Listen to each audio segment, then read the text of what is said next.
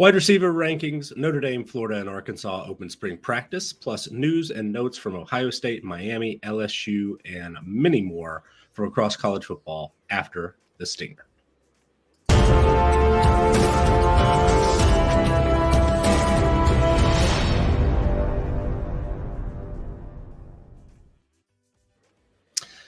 Hello and welcome to episode 20 of Good Morning College Football. I am Nicholas Ian Allen of CFB Winning Edge and CampusToCanton.com.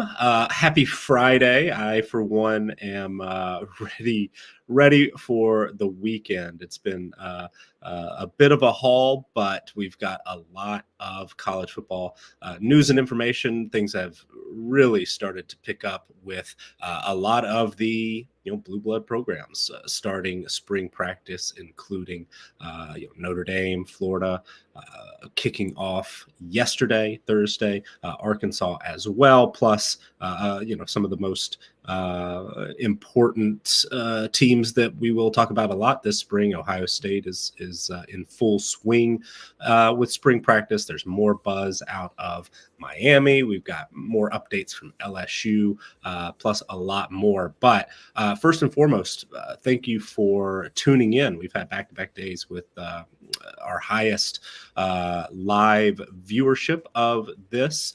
So if you're checking in on Facebook or YouTube, Twitch, Twitter, whatever it is, we very much appreciate it. We would also really appreciate you subscribing to the Campus to Canton YouTube channel. We have a goal of reaching 4,000 subscribers there before the NFL draft begins later this spring. We also would really appreciate a like on this video as we continue to gather news from a wide variety of sources, a lot of great team sites, beat reporters, newspapers, all sorts of sources out there doing really great work. We're trying to read as much as we can, gather as much as we can, put it together and deliver it to you in an hour or so, most weekday mornings at 10 a.m. Also, if you are unfamiliar with Campus to Canton, it is a college fantasy football company playing the C2C format that encompasses both college and NFL players on your fantasy teams. You can join CampusToCanton.com for as little as $2.99 per month. Get access to the website, which has tons of written content, as well as data and lots of tools that you can use for your fantasy research, plus access to our Discord, where there's a great community of folks to engage with on a wide range of topics, including anything you could want on college football. On that note, if you're interested in everything that Campus Canton has to offer, consider becoming an All-22 or C2C Winning Edge member. That gets you access to a lot of the just really in-depth work that takes up a lot of my time each day. After this show, I am going to be trying to knock out 3 or 4 team profiles for finish the work week strong.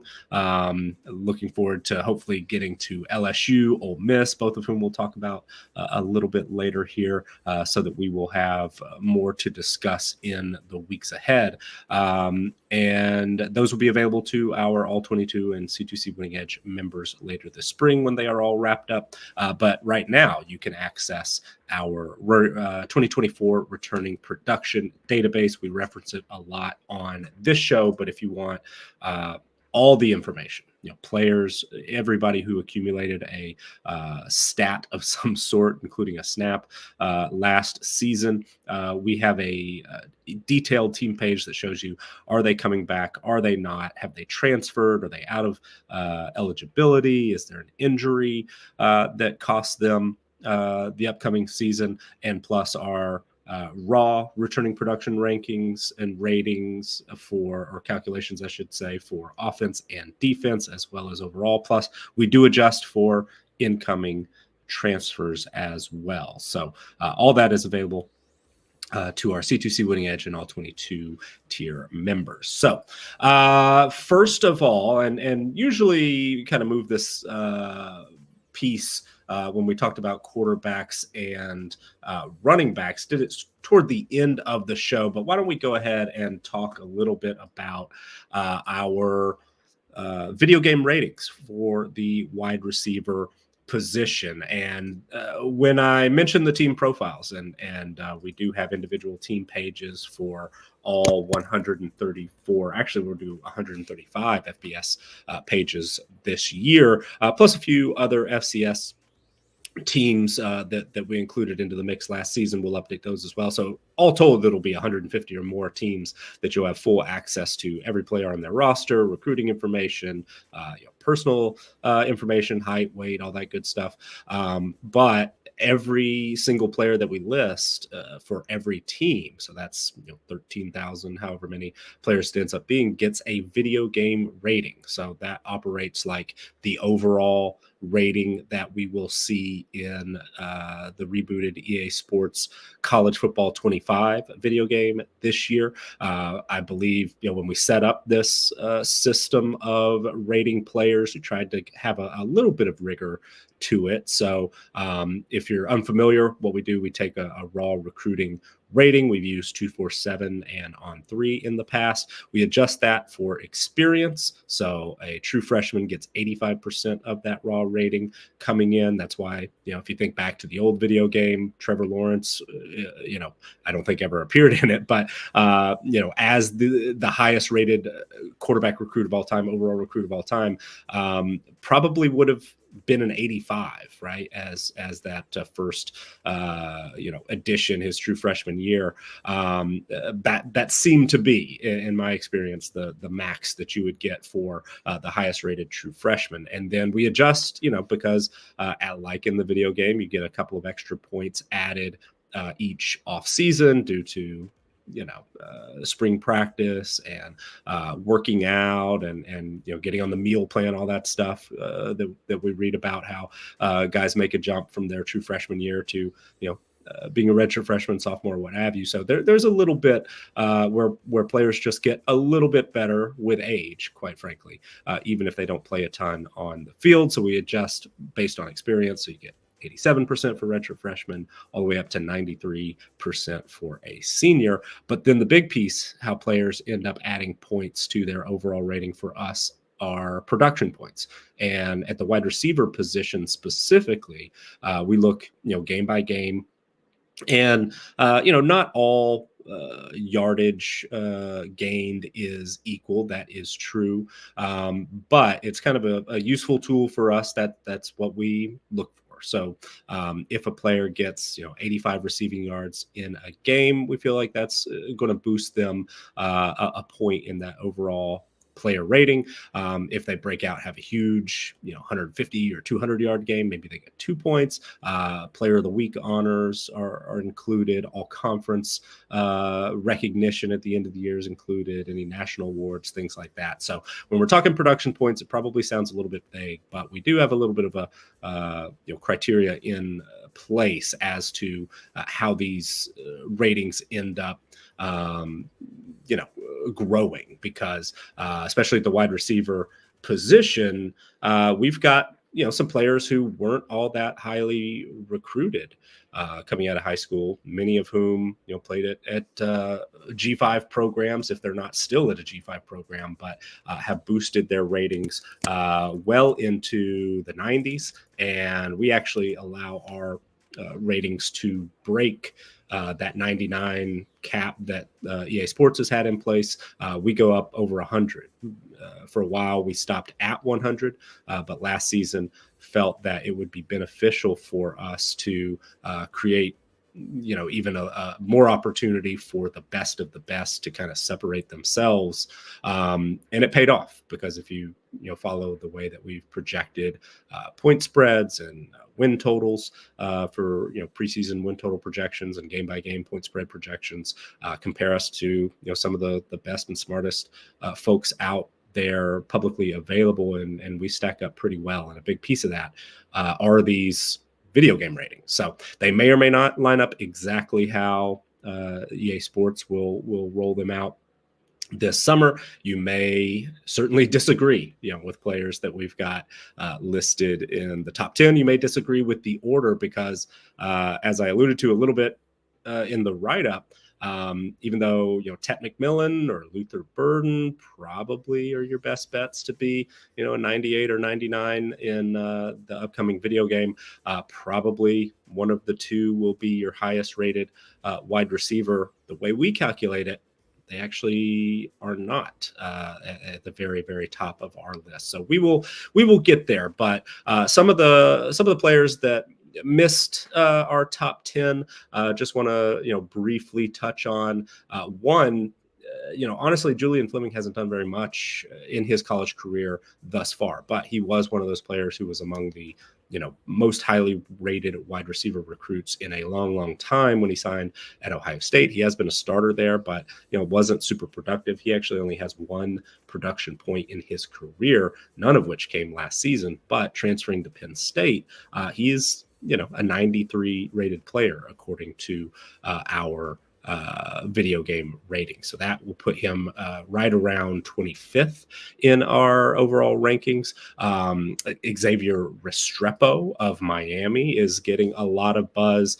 You probably saw a highlight catch from Wednesday's practice at Miami, where he and Cam Ward connected. There's been a lot of excitement for Restrepo and especially Ward and how he will step up and operate that offense. And, Xavier Restrepo had 11 production points last season. So he is right there at a 93.5 rating as well.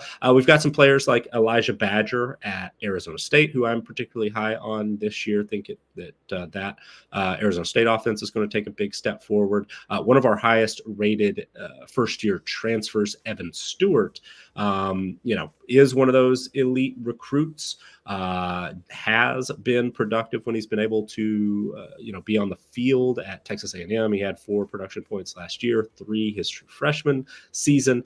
He's going to be, to the mid to high 90s and the, 97 range once we get started. That's still a little bit outside the top 10. So again, these aren't going to stack up one for one like the EA Sports ratings. Probably you're only going to have a handful of players who are 95 or better, but Evan Stewart might be one of them.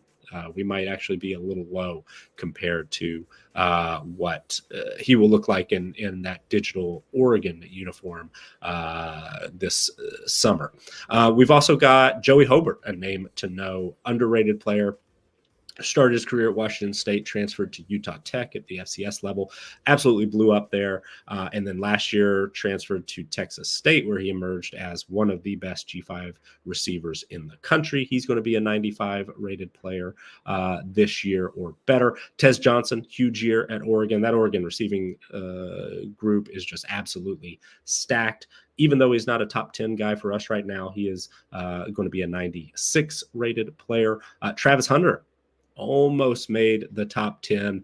Yes, he is, doing work at corner, but 7 production points last season in his sophomore campaign at Colorado. We update that experience. He's going to be really, really close to a 100 rated player, I would imagine, once these are finalized and official. But running down our top 10, Theo Weiss Jr., the second wide receiver at Mizzou, decided to come back for his final year of eligibility. He was a very highly rated player and a little bit of a disappointment, quite honestly, at Oklahoma early in his career, but he is back and should, his presence, I think, will help Luther Burden, because, Theo Weiss really did emerge as a competent and dependable receiver last year. The numbers were not sparkling, but he was targeted 78 times, had nearly 50 catches for 661 yards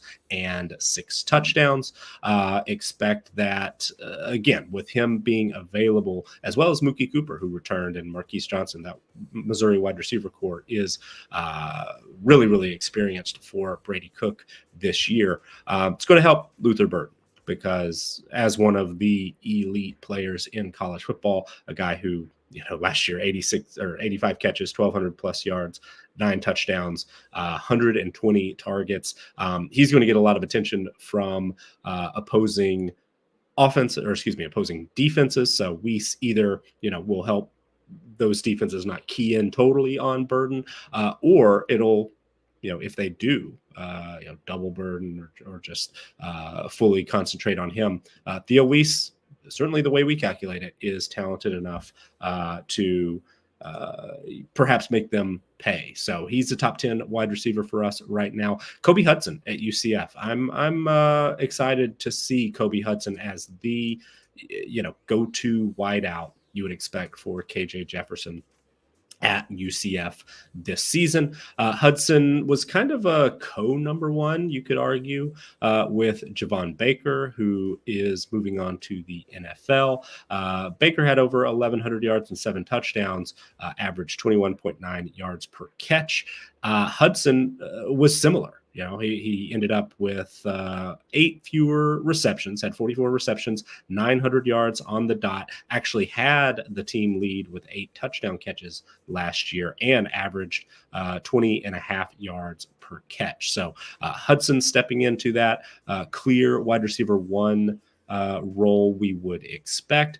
Xavier Townsend, talented upcoming junior, not yet knocking on the door of the top 10, but expect that he will see a bump in production as well. But Kobe Hudson, I think, in line for, over 1,000, 1,200 yards, something along those lines. Don't be surprised if he ends up getting double-digit touchdowns. And he is right now our 9th rated wide receiver in our video game ratings.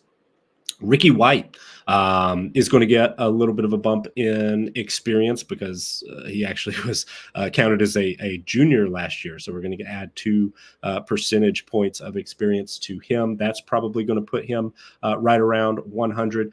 White was one of the, double-digit production point receivers last year. I mentioned Restrepo had 11. Colin Lacey, who transferred from South Alabama to Louisville, is actually 13th in our ratings right now. He had 15 production points, which actually led returning wide receivers in our calculations. But Ricky White is one of, I think there are 4 others on this list ahead of White who had double-digit production points, but he had 12. Huge year for UNLV last season.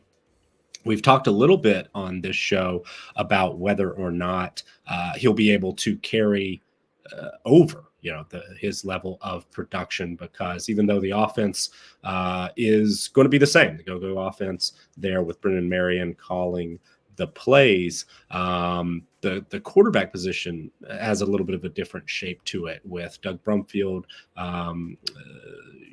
medically retiring, we learned earlier this spring, with Jaden Maeva most notably transferring to USC after throwing for 3,000 yards. A large percentage of them, nearly half, went to Ricky White, who had 1,483 yards on 88 catches, targeted 135 times last year, 8 touchdowns, averaged nearly 17 yards per catch. But, Matthew Sluka seems to be the most likely quarterback, a transfer from FCS Holy Cross. He's been a little bit more of a runner in his career, had 1,200 yards on the ground last season. So will that impact White's ultimate ceiling? We shall see, but nevertheless, what he has done in his career at Michigan State, and then transferring most notably and really lighting up the stat sheet last year at UNLV, he is a top 10 wideout in our video game ratings. Trey Harris had a huge year for Ole Miss last season after transferring from Louisiana Tech. He is right around a 100 in our video game ratings. He had 8 production points last year. He will pair with another top 10 wideout in Juice Wells as targets for Ole Miss quarterback Jackson Dart, who we actually have a little bit of news on that we'll touch on a little bit later. Those two are going to be one of the top 1-2 combos, certainly in the SEC and maybe the country as a whole. Of course, assuming that Juice Wells, who comes in at number 4 on our current list, be fully healthy. But that is Trey Harris at number 8 for us right now. And Juice Wells a little bit higher up, but Emeka Egbuka at Ohio State is right there. Basically the same exact rating as Trey Harris at the end of last season. He's going to be over a 100 rated player. Only had 2 production points last year, but very, very highly rated recruit.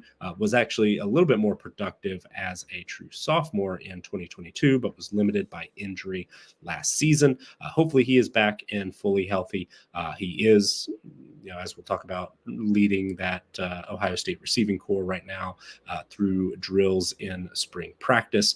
And certainly Emeka Egbuka, especially when fully healthy, is a top 10 wideout in college football. LeJohntay Wester, a player who was a bit underrated, really kind of off the radar as a recruit when he signed at FAU coming out of high school, but all he has done is just put up huge numbers for the Owls. But this season, in case you missed it, LeJohntay Wester will be out in Boulder. So he, along with Travis Hunter, a pair of, 2 top 10, top 11 type wide receivers, the way we calculate it. Last year's numbers for Wester were just ridiculous. 152 targets, 108 receptions, 1,168 yards, and 8 touchdowns. Will he get quite that workload with, Hunter, you would imagine, is still going to have a role, even if he's playing defense mostly full time. Will Shepard transferring in from Vanderbilt? Jimmy Horn Jr. is back.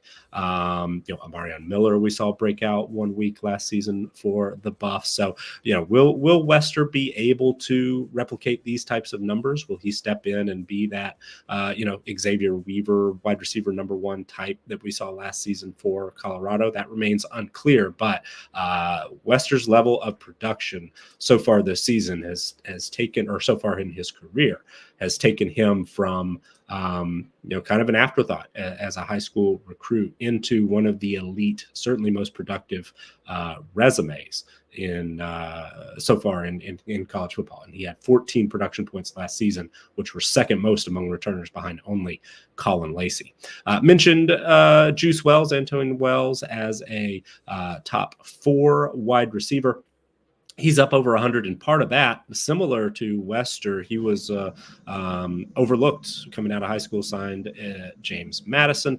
But one thing that we have done, and I've mentioned this before, but you might have missed it perhaps, or if this is your first time with us, last year we made the move for that initial on-3 rating to, in some cases, certain cases, we used the updated on-3 overall player rating, and Juice Wells, despite being an unrated player coming out of high school, and usually we will give an unrated player a little bit of a bump, and that's the case for what we did with Wester. But some guys, when they quickly emerge, as Wells did, his season at South Carolina in 2022, after transferring from JMU, he blew up and was one of the best receivers in the SEC, which of course means he's on the pretty short list of best receivers in the country. Last year, we really didn't get to see it, unfortunately, due to injury, but that on-3 rating is now a 96. So that's what we use for that initial adjustment. That gets him over a 100 when you factor in the 13 past production points that we've had for Wells. So he is a top 4 receiver for us right now, just behind Luther Burden, who we mentioned.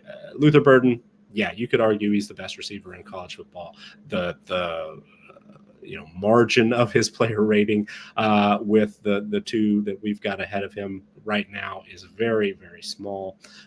So it's in my opinion, not really worth arguing over. He's probably going to be a 99, a 98 maybe in the EA Sports video game. We've got him right now at a 102.9, but certainly one of the players I'm most excited to see this season, a Missouri team where expectations, excitement is as high as I can ever remember for that program, coming off an 11-2 season. And Luther Burden is definitely a big reason for that. Again, 1,200 yards or more, 9 touchdown catches, has gotten some work, with direct snaps and things like that in the past. Only 8 carries last season for 38 yards, but don't be shocked if he gets a few more this season, and maybe he could be among the receivers that really could get Heisman type attention this year if all goes well for him. Our number 2 receiver, another that probably according to most folks, if it's not Luther Burden, Tet McMillian at Arizona is probably going to be expected to be your top ranked wideout in college football. He's a 103.8 when we update to his true junior experience rating. 13 production points last year. That came from 90 receptions, 1,400 yards, and 10 touchdowns. McMillian, who has a great connection with Noah Fafita, his quarterback dating back to high school. He will, you expect, he was targeted 130 times last year, but with Jacob Cowing also being targeted 120 times and had 89 receptions, 839 yards, and 13 touchdowns.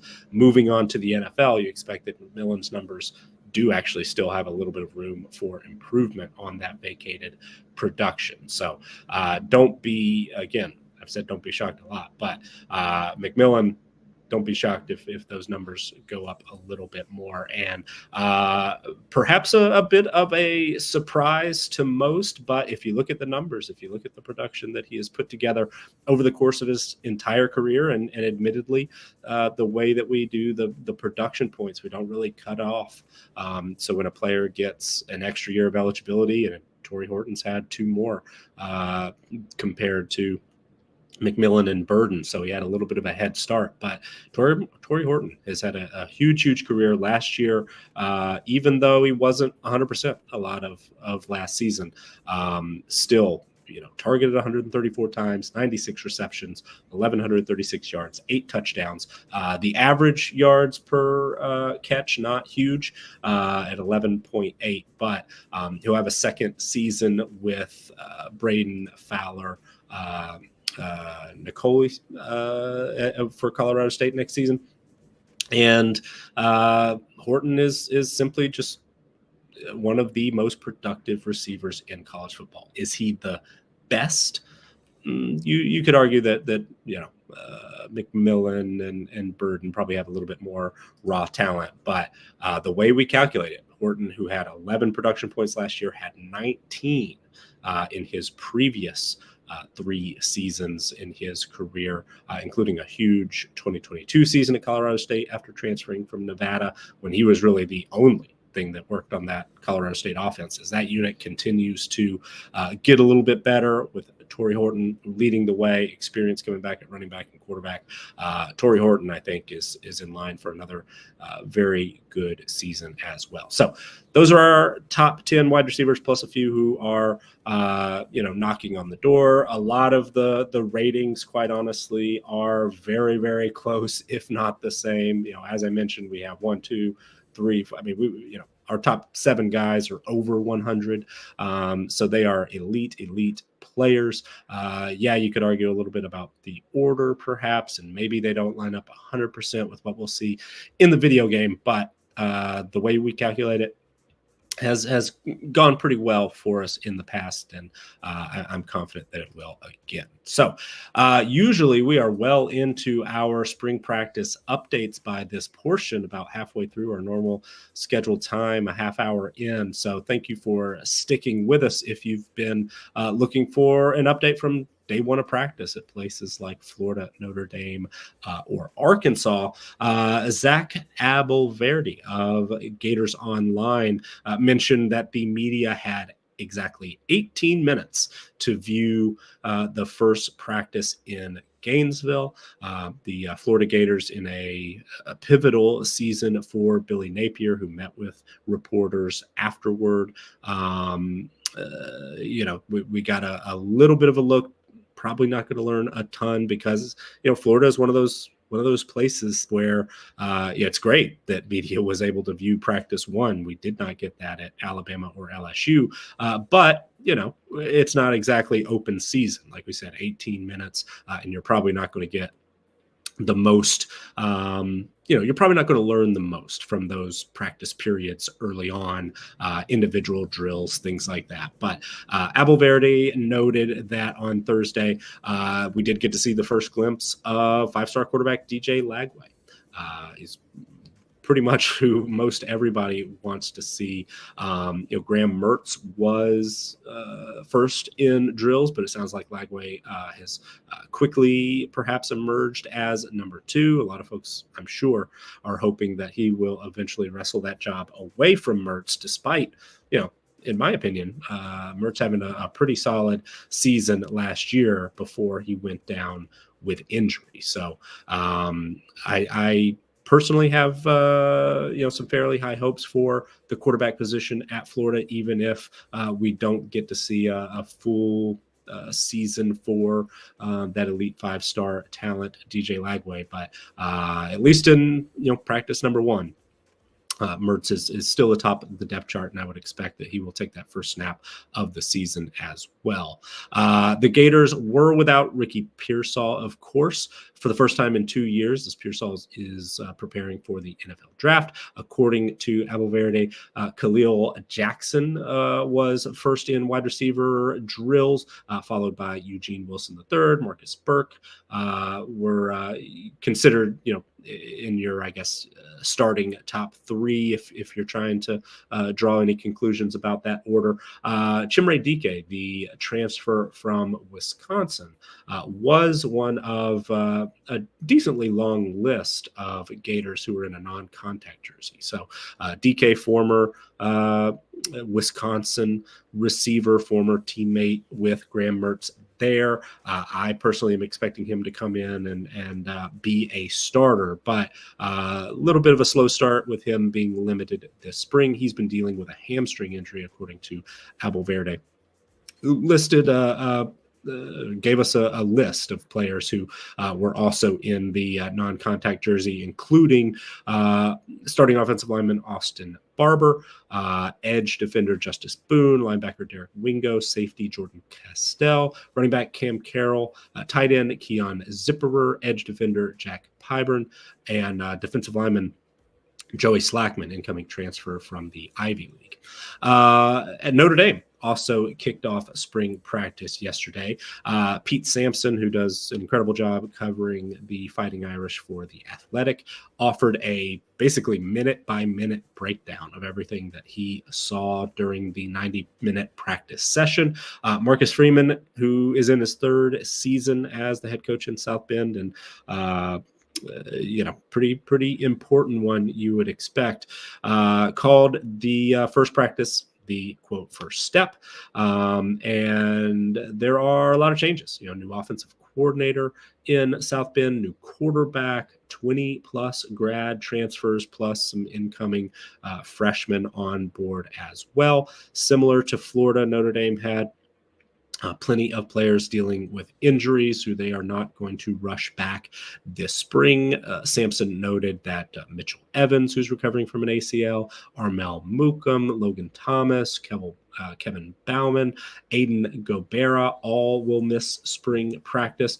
He also said that wide receiver Jordan Faison was limited to accommodate for his lacrosse workload. If you don't remember, Faison was an unrated high school recruit, but quickly emerged as a potential star at wide receiver for Notre Dame, but a little bit more accomplished as a lacrosse player. So he's going to be limited. And as we'll talk about here in just a second, the wide receiver core at Notre Dame, that's probably going to allow for extra reps as that unit has to take shape. Jordan Clark and tight in by Raritan didn't get much work according to Sampson as well. So the tight end position, which has a long tradition of success, certainly in college fantasy football, there's always discussion and a ton of research going into what can we expect from the pecking order at tight end for Notre Dame due to that productive track record. But with Evans out, with Raritan not getting a lot of work, just certainly something that we'll have to keep an eye on as spring progresses. Good news, though, offensive lineman Rocco Spindler was back at full speed, according to Sampson. A few other notes. Mentioned the transfer wide receivers. Bo Collins, who is still a student at Clemson, was nevertheless there, not suited up, not practicing for Notre Dame, but was on the sidelines. He's expected to arrive on campus full-time this summer once he graduates from Clemson. There's something similar with Northwestern transfer Rod Hurd at safety, but the star of the show, according to several reports, including I know Jake Sobel of Blue Gold Illustrated made note that Chris Mitchell, the transfer from FIU, had quote had multiple terrific plays that included a long touchdown on a jump ball from quarterback Riley Leonard, the transfer from Duke, who is expected, even though it sounds like, quotes from Marcus Freeman, they're not ready to make an official decision on a starting quarterback. But according to reports from Sampson and from Sobel, Leonard was the first quarterback up in basically every drill, 7-on-7, 1-on-1, 11-on-11. So he and Mitchell connected on a big touchdown. Jaden Harrison, transfer from Marshall, had a big day. According to Sobel, Harrison did most of his work in the short game, catching slant after slant after slant out of the slot. Tough for me to say. But one player, one kind of interesting note, running back at Notre Dame, Devin Ford, had kind of fallen behind in the pecking order already, but even with Audric Estime off to the NFL, looked like Ford's best chance to make an impact would be by moving positions, and he is actually going to be playing defense primarily, but expected to really contribute as a special teamer. So that is just something that caught my eye, fairly interesting to note. As I said, Riley Leonard was the first quarterback up in drills. According to Sampson, the order in the one-on-ones went with Leonard up first, and followed by, I just lost my place. Yes, it seems I lost my place. Anyway, Pete Sampson was highly complimentary of true freshman CJ Carr as well, who was, I think, third or fourth on the list. There we go. Steve Angeli was there behind Leonard in most drills. Kevin Minchie, number 3, and number 4, CJ Carr. It looks like actually Steve Angeli, who started the bowl game for Notre Dame, perhaps did actually take the first snap in a period where quarterbacks and wide receivers had routes on air. But what Sampson noted about Carr was that he got a rep in one particular drill throwing to Jaden Thomas, one of the top returning wide receivers, most experienced on the roster at Notre Dame, and caught my eye a little bit. Quoting from the piece here, Sampson said, "Mid-years don't get to work with veterans just because. The staff has to see value in giving the rep." So he said Thomas made the catch, Carr benefited most throwing it. But something to note there, that a true freshman usually isn't going to get a ton of opportunities to work with the veterans in drills and even in spring practice, it sounds like. So perhaps notable, and Sampson thought it worth noting that CJ Carr is getting at least some of those reps. So something to watch. Leonard, I would expect heavy favorite to be the starter. And Jelly, I think, given his experience and, being there on campus, having gone as part of the program for multiple years, likely to be the top backup. But keep an eye on CJ Carr, who I know a lot of folks at Campus to Canton are excited about his future. Could we perhaps see him a little bit this year? We'll see. We'll look for more clues later this spring. Following up, Arkansas also opened spring practice yesterday. Jackson McAfee of Hog Sports had a nice rundown of how the workout went, said that on Thursday morning, the first day of spring practice under new offensive coordinator Bobby Petrino, who worked with the quarterbacks and the wide receivers mostly. McAfee noted that Talon Green, the sophomore transfer from Boise State, ran with the first team offense, said he, quote, threw the ball extremely well. Also had some designed run plays under center, showing his dual threat ability. The wide receivers, the pecking order in a 7-on-7 period, according to Jackson McAfee, included Andrew Armstrong, Jaden Wilson, and Tyrone Broden as the wideouts. Luke Haas, who is back and fully healthy, the sophomore tight end, who emerged as a starter as a true freshman before going down with injury, was the first team tight end. It seems a little unclear exactly the pecking order at running back, but Rashad Dubinion was first in the fastball period, which is an early practice where I believe Arkansas lines up, runs 4 plays very quickly in a full offense versus defense setup. Dubinion was at running back, where Green took the snap at quarterback. Armstrong, Broden, Wilson, and Haas were at wide receiver and tight end for Haas. But at the running back battle, as McAfee notes here, is going to be a tough one, also including Isaiah Augustave, or my apologies for mispronouncing that. Jaquindon Jackson, the transfer from Utah, who I've been pretty high on in the past, really enjoy watching him run. But a name to file away, true freshman Braylon Wilson, who is listed at 252 pounds, took some snaps with the third team and, quote, could be a dark horse to win the starting job. So seems like there's some really good depth at running back for Arkansas. Not 100% sure of the pecking order. To me, it seems like even though, Jackson may be a little bit of a personal favorite, the fact that Dubinion has experience there with Augustave, also, and a load of a true freshman in Braylon Russell, sounds a little bit like we shouldn't expect a heavy workload for whoever ends up emerging, whether it's this spring, this fall, as the number 1 running back. Ohio State and Miami are both in full swing at spring practice. Both programs really are among those.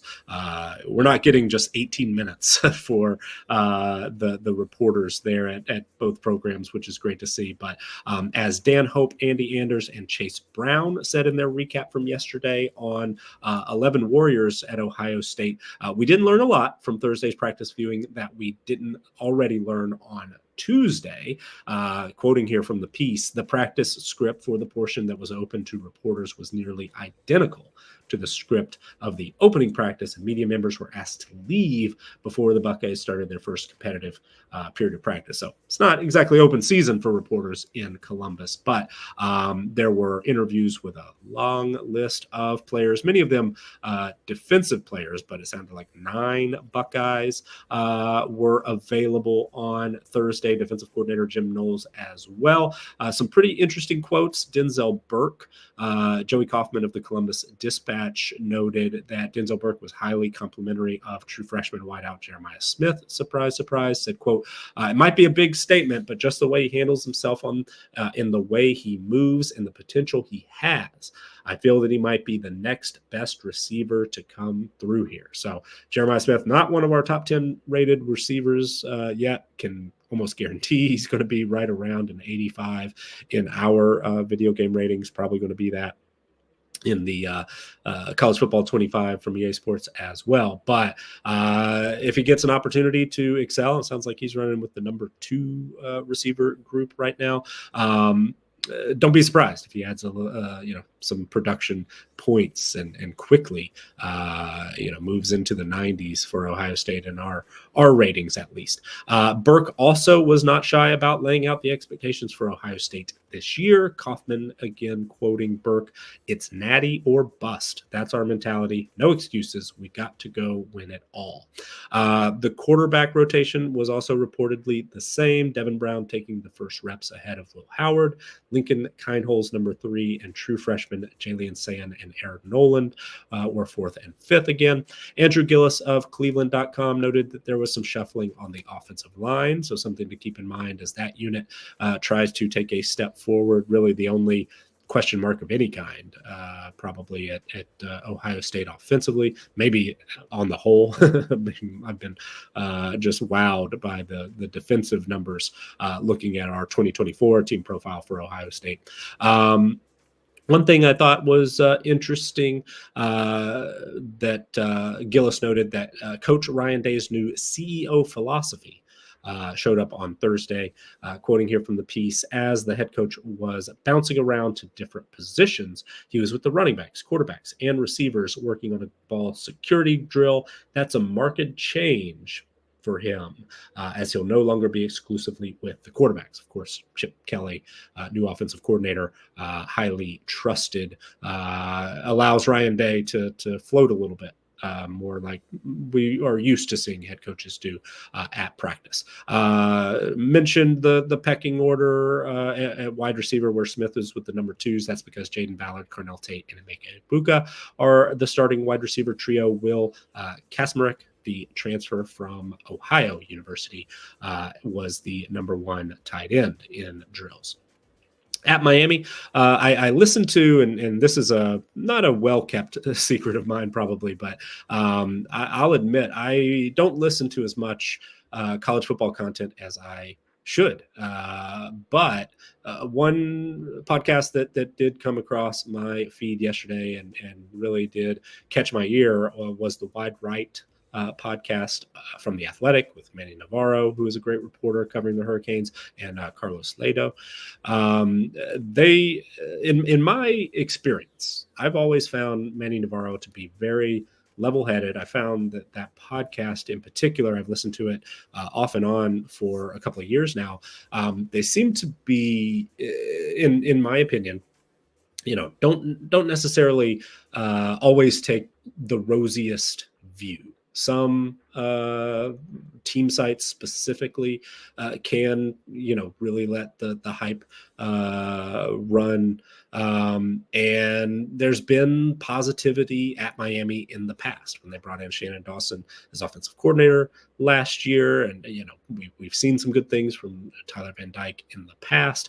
But in my memory, Manny Navarro specifically has not been nearly as complimentary of a quarterback or maybe even a Miami offense as he has been after 2 days of practice this spring. And as they note on the show and in what Navarro and other beat reporters have written, hey, it is just 2 practices. They are only out there in shorts and not pads yet. It's actually, I believe, as we speak right now, Miami is on the field in pads on practice number 3. But man, what Navarro had to say about how Cam Ward has looked so far this spring is different. I mean, just talks about the accuracy has been huge. I know that there have been some knocks on Ward in the past for his ability to throw the deep ball. That was a topic of conversation in our Campus to Canton Slack yesterday.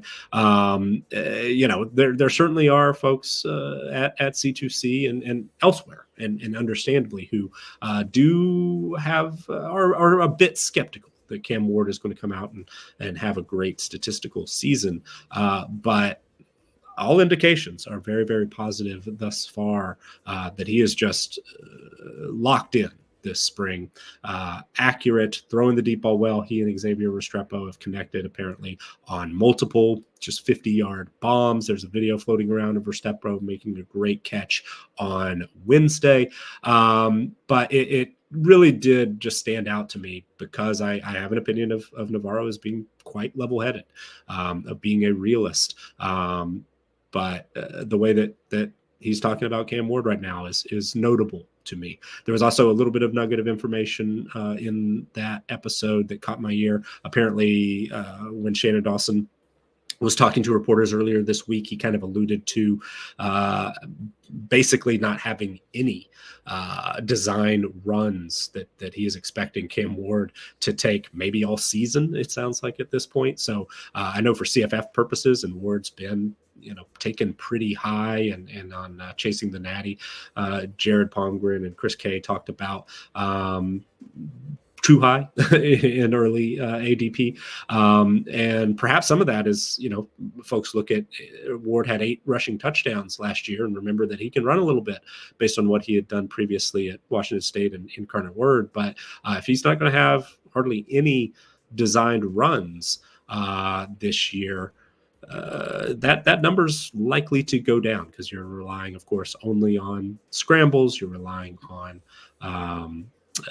some red zone touchdowns, which if we're going to take this comment to heart, you would expect that Ward's going to be turning it around and handing it off to Mark Fletcher maybe there down at the goal line and not punching it in so that he doesn't have to take maybe a hit, an extra hit when it's not necessary. So just something to keep in mind there. But a few more quotes. The Cane Sport, Matt Shadell of Cane Sport, put together some quotes from our radio appearance that Mario Cristobal had, I believe, this morning. So Cristobal is saying on 5:60 a.m., pads go on today, so let's find out. We go hard, man, and it's not for everybody. We've played for unbelievable coaches that had a blueprint. We're getting and developing the kind of guys that get after it in the right kind of way. This team continues to develop and get better. We have miles to go, but certainly have some miles. All the things that we saw on film, talking here about Cam Ward, has certainly exhibited out here. He's accurate, a tremendous leader. He's tough, sees the field really well. The ball comes out fast. All the quarterbacks were investing time and learning the system. I mentioned how glowing Navarro has been about Cam Ward. There have been a lot of positive notes about the others as well. Reef Offenbarger, the transfer from Albany, who committed prior to Cam Ward, thought he was likely to be the starter. There have been a lot of positive reports about Emory Williams as well, who looks good despite ending his season with an injury last year. A couple of other quotes that were caught my ear from this radio interview. Cristobal was asked about if the team is going to add more through the transfer portal when the second window opens. Quoting here, absolutely, without a doubt. We've done a really good job continuing to upgrade the caliber of player on the roster, and that's not going to stop. We're not where we want to be yet, but there's so much enthusiasm because we have gained a lot of ground. A couple of other quotes from elsewhere. Brian Smith of All Hurricanes talked to Xavier Restrepo about that highlight catch, talked about the coverage there. He said, Michelle, talk about the defender transfer from Washington who was covering Restrepo or trying to. He had great defense. There was nothing else you could do. It was just an absolute dime by Cam. He threw it in the air and he let me do what I do best, catch the ball. Restrepo was also very complimentary of Ward off the field, quoting here, he and all the quarterbacks have this work ethic that's just contagious. You know what I'm saying? We all want to be around them all day, every day, whether that's film room, weight room, just out here, just chilling. hanging at the house, whatever, again, just have contagious characteristics about them, and we just love being around them. So a lot of positivity coming out of Coral Gables, and especially that quarterback room and that connection between Ward and Restrepo is one to watch. All right, going to try to get through a few more notes here from LSU, and then we'll cut to our team of the day so we don't go too far over. But Zach Nagy of LSU Country offered a nice rundown of what he saw in practice number 1 on Wednesday. Garrett Nussmeier and the offense looked sharp, he said, during the 20-minute viewing period. He thought that CJ Daniels, the transfer wide receiver from Liberty, looked the part in the receiver room, mentioned the connection with Kyron Lacey, has a chance, quote, to be special this season. The number 2 quarterback was Ricky Collins in drills, followed by Vanderbilt transfer and former starter AJ Swan. Also, 16-year-old true freshman Colin Hurley, who classified to the most recent class, was 4th in drills.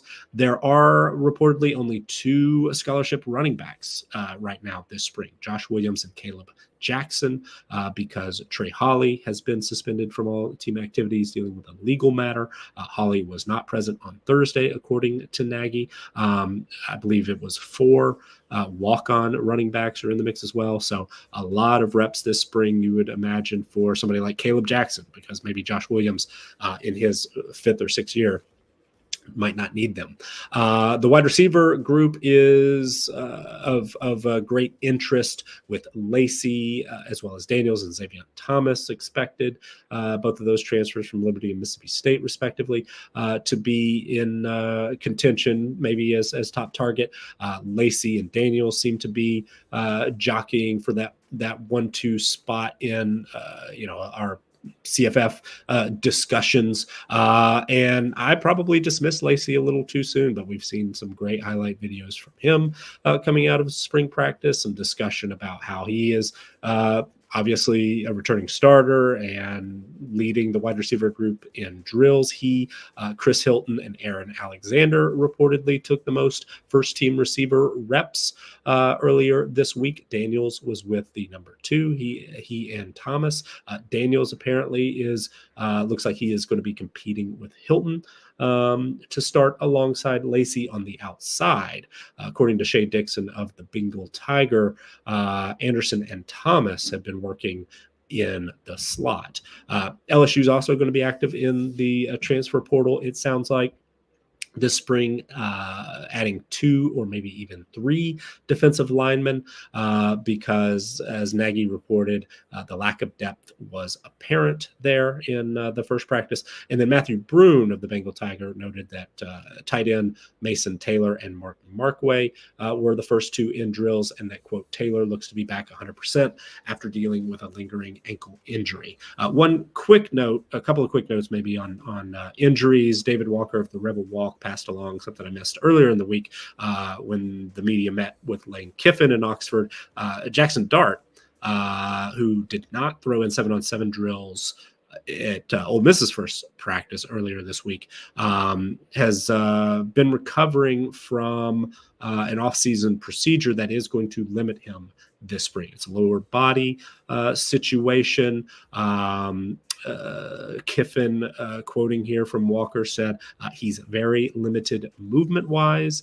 When asked about the timeline for his full recovery, Kiffin said, quote, it is good that it's a lower body issue and he can still throw in 7-on-7s. I think he'll continue to get back. So just something to note there. Jackson Dart was my first pick in our CFB Winning Edge Heisman Trophy slow draft, the 3rd pick overall, has the 3rd highest odds, or did when Circa released those about a week ago. We mentioned top 10 wide receivers, and he's got 2 of them to throw to. Also, assuming he's going to be back and fully healthy this fall, probably going to take a little bit of a heavier workload in the run game as well. A couple of other very quick notes. Cam Camper of Boise State is apparently out for spring practice, according to head coach Mr. Danielson. Camper has been limited by injury in the past and is dealing with recovery from knee surgery during his time at Indiana. Colorado offensive lineman Jake Bailey entered the transfer portal, a former starter, but the Buffs, as has been reported widely, as you can see in our returning production database, are remaking that unit, and understandably so, given the lack of success in the run game and the lack of protection that Shedeur Sanders was given last year at quarterback. All right.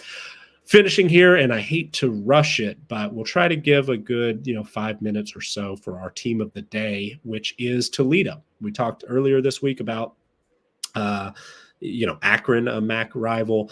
We've talked plenty about Ohio State this week, and we will, I'm sure, at length throughout spring practice and leading up into the season.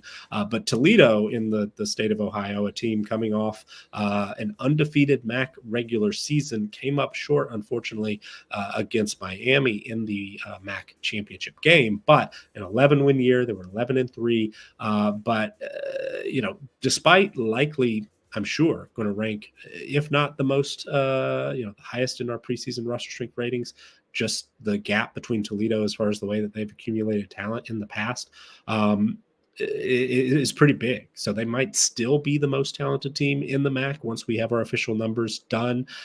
But when you look at who this team has to replace, maybe not. Maybe I'm a little too quick to assume there, because right now Toledo ranks 127th in our adjusted returning production rankings. That is 12th in the MAC. They are 127th in adjusted offensive returning production. They are 109th in adjusted defensive production. So even though the numbers are, take the biggest hit on offense, because of course quarterback DeQuan Finn transferred out to Baylor. Running back Penny Boone transferred back to a power conference program at Louisville. The wide receiver group looks to be in better shape for who we expect to be the quarterback Tucker Gleason. And Jaquez Stewart certainly has had plenty of options, had 110 carries last season. Expect that he will probably step up and at least, maybe not get nearly the 200 carries that Penny Boone got, but probably a clear number one at the running back position.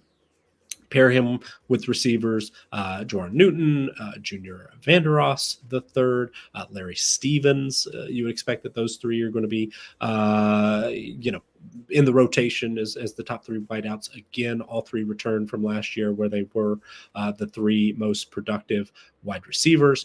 Tight end Anthony Torres is back as well. So, the passing game should be in decent shape, but all 5 starters are gone. 4 graduated. 1, Vinny Scurry, has transferred out. And then probably a little overlooked, but the defensive makeover is big. I mean, Quinyon Mitchell, cornerback, one of the, a lot of people I've seen mentioned as maybe their favorite prospect in this year's NFL draft, probably going to be a top 15 pick, if not the first corner off the board. I think probably one of the top 2, according to most of what I've read. And he's been incredible during his collegiate career. The fact that Toledo was able to get as much out of him without him, moving on to a power program is notable. He was 11 production points last year, which is huge for a defensive back. Ended up over a 100 in our individual player rating. So for a MAC cornerback, that's practically unheard of. There's just not as many opportunities, to add those production points. But Quinyon Mitchell is about as good as it gets, and we'll find out for sure come the NFL draft. But Dallas Gant, starting linebacker and leading tackler with over 114, with 114 stops last season, he is out of eligibility. Mitchell is not the only starter that the Rockets have to replace in the secondary, Nate Bauer and Zachary Ford, who were 5th and 6th in tackles last season, just ahead of Mitchell. They are gone. Star defensive tackle Judge Culpepper is also out of eligibility. So even though there are some talented players returning on defense, Maxon Hook, Emmanuel McNeil at safety, Daniel Bolden at linebacker. The turnover is going to be tough to overcome, I think, for Toledo. Could they still get back to the MAC championship? Absolutely. I don't have their projected roster strength numbers yet for 2024, but they're still going to be one of the teams to beat, absolutely, especially when we see some similar turnover at places like Ohio, as we've discussed already. Northern Illinois and Bowling Green are going to be tough opponents. Miami, of course, the defending champs. Maybe we should consider them the team to beat, especially since Brett Gabbert is back at quarterback, and they rank decently high in returning production, even though they have to replace a couple of their top playmakers on offense. But that MAC opener for Toledo against Miami at the Glass Bowl on October 5th will be big, but the Rockets get that game at home after kind of a sneaky, tough non-conference schedule. FCS opponent Duquesne to start, future MAC rival UMass in week 2, then back-to-back road trips at Mississippi State, at Western Kentucky, a week off prior to that home game against Miami, then another set of back-to-back road games at Buffalo and at NIU. They return home to face rival Bowling Green on a Saturday, which is good news, on October 26th, at Eastern Michigan to kick off the month of November. They do get a week off before hitting that midweek MACtion in November. Finish with back-to-back home games, Central Michigan and senior night against Ohio, but the regular season finale on the road at Akron on November 26th. So, there are no automatic losses. Even that trip to Mississippi State, who's dealing with his own batch of turnover. And even though Western Kentucky's been a consistent bowl team, they have plenty to replace last season as well. And even the, really, really low level of returning production at Toledo, 127th, as I mentioned, in our CFB Winning Edge returning production rankings. I expect Toledo is still going to be in contention and maybe the top challenger to Miami in the MAC. Once we have those numbers finalized, we'll know for sure. But we're a little over time today, but that will do us. We will take the weekend off and be back on Monday. I'm sure there will be plenty of updates from teams we discussed. Notre Dame and Florida will have their second practices done by then, I'm sure. Arkansas as well, plus more, as much as we can find on Ohio State, LSU, Alabama, plenty of others.